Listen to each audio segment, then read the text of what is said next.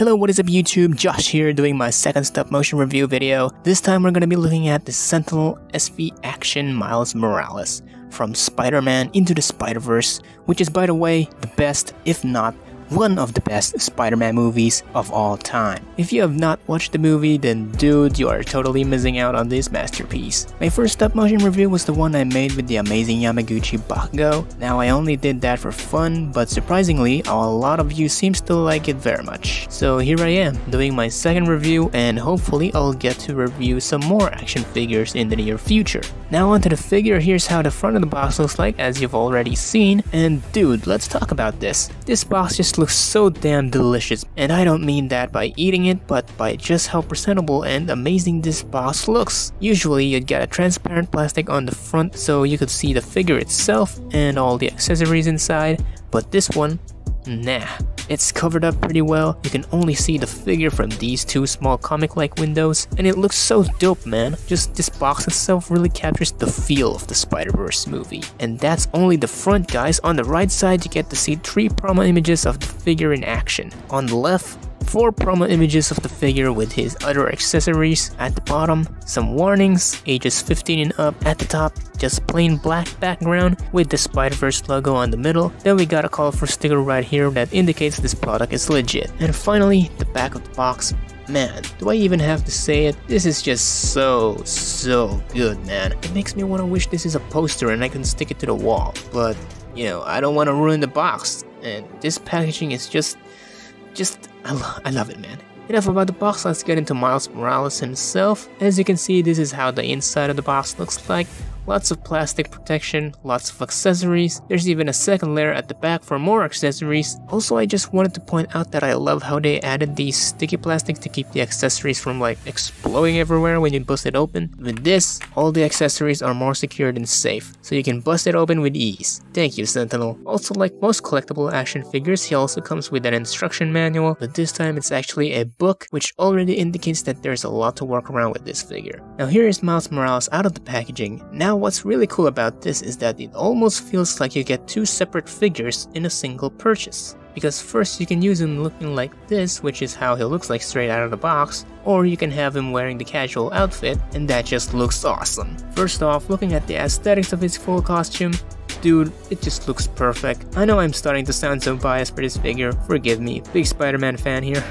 I'll be sure to be fair to everyone and point out all the negatives in this figure as well. So moving on to the texture of the costume, man, I gotta say, that looks so good. Cobwebbing paint looks so nice and subtle, which makes the spray painted spider logos be more highlighted as it should be. Onto his accessories, Miles comes with 3 swappable heads. First one is the regular looking wide eyes mask head. Second is the squinting half wide eyes Spider-Man head, kinda like a Deadpool expression. And then the last one is the unmasked Miles Morales head, which also looks really nice. Now one small thing I have to point out though is that I think one of the reasons the eyes look so good is because I think it's a separate piece placed inside of the head. Now I'm just guessing this, I don't have any experience from a toy company or anything. And speaking of the eyes, in the promo images, it shows that his eyes are supposed to be looking slightly onto his right, and I think they might have misplaced it a little, because mine is actually looking straight ahead, a little bit downwards, but as you can see, he's actually looking forward, which is good, because I prefer my action figures to be looking straight,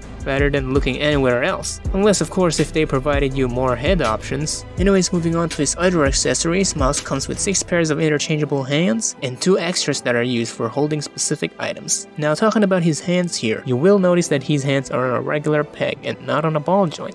And when I first discovered that, it actually got me a bit worried, because it would mean his hands have limited articulation. But after playing with him for a while, I'll be honest here, it hasn't been that big of an issue. I mean, I still would have preferred a ball joint to have more freedom with the hands, but I do think they give us enough hand options to make up for that. His first set of hands are the fisted hands that are already on him in the package, and then another set of closed hands, but this time it has holes in them, specifically meant for holding his web accessory. He has this one strand of webbing that you can attach to the closed hand and use it like this. It then comes with a pair of open palm hands, most likely for wall crawling poses, another pair of open palm hands, but this one more wider and expressive. This could be used for a jumping or some other dynamic poses. And then some relaxed hands, mostly for relaxing, of course. He's got a pair of web twipping hands with shorter webs attached. Sadly, these webs are glued to the hand so you can't take them off. This may not bother some people who would only use this for posing or photography, but for me who does stop motion, I think it could be a little bit of a problem, especially when animating him shooting some webs. If there's anyone who's thought of removing these webs safely, let me know in the comment section below. He also comes with a one hand that is holding a spray can. This thing is also glued onto the hand, but unlike the whipping hands, it's no big deal to me that this is attached. Then his last hand is a hand specifically made for holding his smartphone. Getting onto his phone, you can see on the screen there, I think this is the drawing he made with his Uncle Aaron from the underground tunnel. There's also a notif in the middle of the screen, not sure what it says, but it's not like it matters. Also, please note that this thing is incredibly small, so you'll have to be really careful not to lose him. He's got his headphones that you can just easily slide onto his head like this. However, on the unmasked head, it doesn't go all the way down, which is a bit of a problem for me because I was actually hoping to use this on this head more specifically, but playing around with it for a while,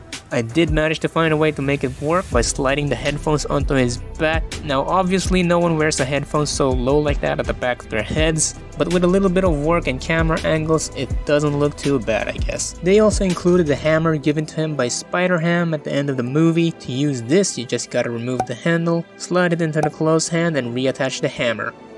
He also comes with 2 pairs of shoelaces, one tied and one that is not tied. You can attach the shoelaces onto his shoes, whether you like both of them tied, not tied, or have one tied and one not. Miles also comes with this cool looking stand, and unlike most stands, there are 2 ways for you to use this. You can either remove this lock piece from the bottom of the stick, then just plug it in one of the holes in the base. There are 4 holes in there, so you just pick whichever one you want. Or you can flip the base and unplug one of the transparent columns, slide the stick from there, and plug the lock piece from the bottom. You can move it left and right on each column. Then the stick itself has a swivel, so you can freely rotate it, as well as a clamp at the top. You can just clip it onto Miles and you're all set.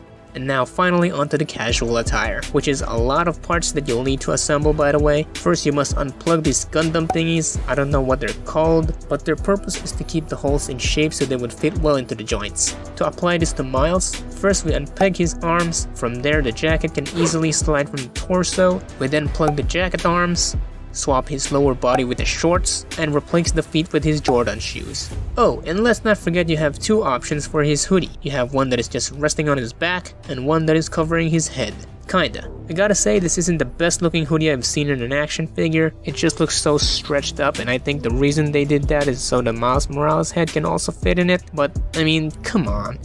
Even here the hoodie still looks a bit awkward, and I think it would have been better if they just made a 3rd hoodie specifically for the Miles head and have this hoodie molded properly to fit the others.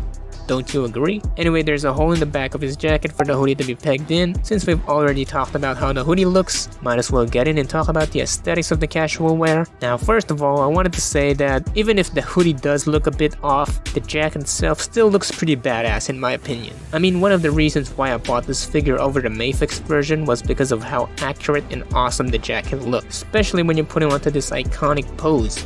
I mean, look at that, man. It looks so good compared to, hashtag no hate. Now, even though that's true, this is where the tricky part comes from. You see, since the jacket was designed for dynamic poses, it will look a bit weird when he's just standing still. And since it is made of hard plastic, it kinda gets in the way of the arms. So Miles would not be able to relax his arms down any further than what you see on the screen right now. This is also the reason why some people still prefer the cloth material that Mafex has, because with soft goods, there are no hard plastics that will get in the way of the articulation. But to me personally, I don't really mind that much. I like how the jacket looks in plastic. I bought this figure mainly because it has great articulation and posability, so I would most likely use him in action poses on the shelf. But then you'd probably ask, what if I had to do a scenario in my stop motions where I'll need him to stand still? Well, if I were to do that both on photography and animations, then I'd probably just stand him like this. This, or this. Or I could even just remove the jacket, because without the jacket, you can actually put this guy in a neutral pose. Although, I don't like seeing my figures displaying a very bland neutral poses like this. I actually prefer my figures to be more presentable even when standing. So if I were to put this guy on a shelf in a neutral pose, I'd probably do it like this. Now getting into the articulation, his head can move left and right, tilt, can look up, wish it could go a little further than that, but still pretty good, then looks all the way down. His arm can move out, all the way to the front, up and down. He's got a bicep swivel, elbow can move all the way up, and as mentioned earlier, the hands are not in a ball joint, so it can only rotate. Rotation at the chest and at the waist. Ab crunch that can move that much. His legs can move all the way up, all the way back, out, knee bend. The feet are on a ball joint, thankfully, can move back, forward, rotate, toe bend, and of course ankle pivot. For some height comparisons, here he is standing next to My Hero Academia characters from the Amazing Yamaguchi and Figma, Dasen model Saitama, and a bunch of old school Spider-Man figures. Now I know what you're thinking, where are the other Spider-Man figures like Mafex or SH Figures? Well, it's sad to say, but right now I currently don't have any other super articulated Spider-Man figures, and it's not because I'm not into collecting figures from this line, but it's because I prioritize buying figures that I needed for my stop motions. Not saying that I've been forced to buy the figures that I don't want. I do want the figures that I've been purchasing. All of them are in my wish list, but since I do think they are more beneficial to my channel, I prioritize getting them first. Back then, I thought to myself that I should skip on buying Marvel characters only because they are very popular and that a lot of channels are already making lots of animations with them. So I decided to collect anime figures instead because not many people are doing many animations with them, and I kinda went for it as a marketing strategy. And it did work out pretty well, as you can see. So anyways, let's wrap this up. Do I recommend this figure? Hell yeah! If you're a fan of Into the Spider-Verse or Miles Morales or even just Spider-Man fan in general, you definitely have to get this figure. It's that amazing. Sentinel was able to give us an amazing Miles Morales figure with lots of posability and accessories. Not to mention the box itself is already outstanding. This is literally my favorite figure of the year, probably because I love Spider-Man. But even if I weren't, I still think that this is a very solid piece. Last year my favorite release was Deku from the Amazing Yamaguchi. And speaking of My Hero, I know you guys love My Hero contents on this channel, and that you very much would love to see the upcoming Shoto Todoroki from Amazing Yamaguchi here soon. So I didn't hesitate and pre-ordered him straight from AmiAmi. Yes, that's right. This is my first time ordering directly from Japan, and this is so I can avoid delays. Recently, action figures are being delayed here in the Philippines. That's why it took me 3 months to actually review Bakugo and the Miles figure. Todoroki is scheduled to be released on December, but I think I'll expect him to arrive around January. Anyways, thank you very much for watching. If you're new here, please be sure to web that subscribe button and leave a like if you had a good time. If you want to help me with my contents, you can go right ahead and become a member over on Patreon. Your donations would really help me a lot, especially since buying these action figures costs a lot of money, so I would really appreciate it if you do. Or if you don't want to become a Patreon but still want to help out the channel, you can just send me a simple donation. My PayPal and Gcash account are on the description below. By the way, this is only optional, I'm not forcing you to donate or anything, so once again, thank you so much for supporting JM Animation. This is Josh speaking, hoping to see you again in the next video. Bye bye.